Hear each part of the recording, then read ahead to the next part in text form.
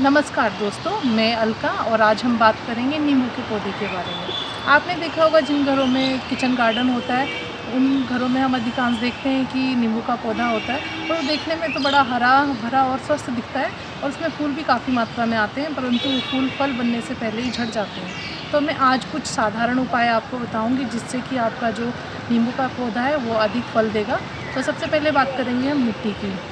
तो नींबू के पौधे के लिए अगर हम देखें तो मिट्टी बहुत ज़रूरी होती है, क्योंकि अगर मिट्टी अच्छी होगी तो जो पौधे की जड़ें होंगी वो मजबूत होंगी और पौधा भी हष्ट-पुष्ट होगा और हमें फल ज़्यादा देगा। तो हमें समय-समय पर करना क्या है, जो हमारी मिट्टी है उसमें हमें जो गोबर की खाद होती है, सड़ी और गली, उसे डालना है और वर्मी कंपोस्ट का यूज़ करना है।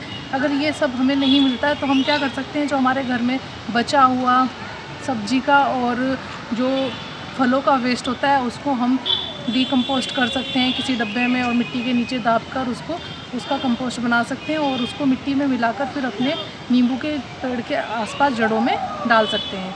तो इससे क्या होगा, जो हमारी मिट्टी है उसका ऑर्गेनिक मैटर बढ़ेगा और उसमें जो सूक्ष्म जीव प्रेजेंट हैं उनकी संख्या में भी बढ़ोतरी होगी, जिससे हमारी जो पौधा होगा वो स्वस्थ रहेगा और उसको पोषण भी अच्छा मिलेगा। और फिर दूसरे नंबर पे हम बात करते हैं नीम की खल की। आपको जानकर हैरानी होगी कि जो नीम की खल होती है वो इन नींबू के पौधों के लिए बहुत ज़रूरी होती है। तो हमें जो नीम की खल होती है उसका प्रयोग करना चाहिए। मिट्टी में मिलाकर नींबू की जड़ के आसपास हमें नीम की खल का प्रयोग करना चाहिए। उससे हमारी जो मिट्टी होगी वो बुरबुरी बनी रहेगी और उसमें जो पोषक तत्व हैं वो बने रहेंगे और माइक्रो ऑर्गेनिज्म जो सूक्ष्म जीव है उनकी संख्या में भी बढ़ोतरी होगी। और फिर हम तीसरे नंबर पे बात करेंगे मल्चिंग की।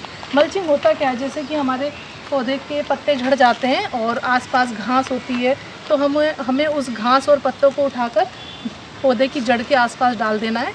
जिससे क्या होगा कि जो पौधे की जड़ है उसमें नमी बनी रहेगी और दूसरा उसके आसपास जो खरपतवार है वो भी नहीं उगेगा और कुछ दिनों के बाद जो घास है सड़ के और गल के डिकम्पोज हो जाएगी और हमारी जो मिट्टी है उसमें ऑर्गेनिक मैटर बढ़ेगा। उससे क्या होगा, जो वही सूक्ष्म जीव हैं उनको भोजन मिलेगा और उनकी संख्या में बढ़ोतरी होगी। तो हम तीसरे नंबर पे हम मल्चिंग का प्रयोग कर सकते हैं।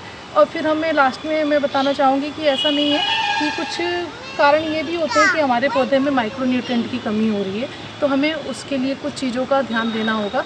सबसे पहले अगर हम मिट्टी की जांच करा सकते हैं तो हम मिट्टी की जांच कराएं या फिर अपने जो पौधा है उसके पत्तों की जांच कराएं। और सामान्य वैसे हम देखकर कुछ पता लगा सकते हैं, जैसे कि हमारी जो पत्तियां हैं उनकी बढ़वार सामान्य रूप से थोड़ा कम है और पत्तियां कम आ रही हैं, तो हम इससे अनुमान लगा सकते हैं कि उसमें जिंक की कमी हो सकती है।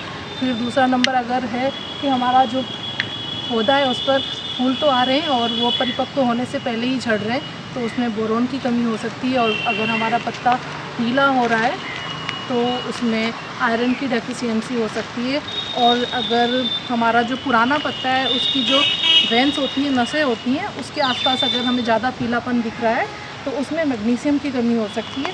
तो आप इन सब चीज़ों को ध्यान में रखकर माइक्रोन्यूट्रिएंट का प्रयोग भी कर सकते हैं और जो मैंने आपको ये सामान्य विधियाँ बताई हैं उनका प्रयोग करके आप नींबू के पौधे से अधिक फल ले सकते हैं।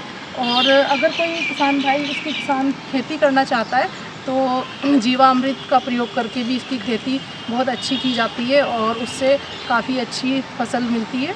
और अगर आप चाहते हैं कि मैं नींबू की खेती के बारे में एक विस्तृत जानकारी वाला वीडियो बनाऊं तो आप मुझे कमेंट करिए और मैं आपको एक विस्तृत जानकारी वाला वीडियो दूंगी कि हमें क्या क्या सावधानियां रखनी चाहिए, किस टाइम और कितनी ज़मीन पर कितने पौधे लगाने, मैं सारी आपको जानकारी दूंगी।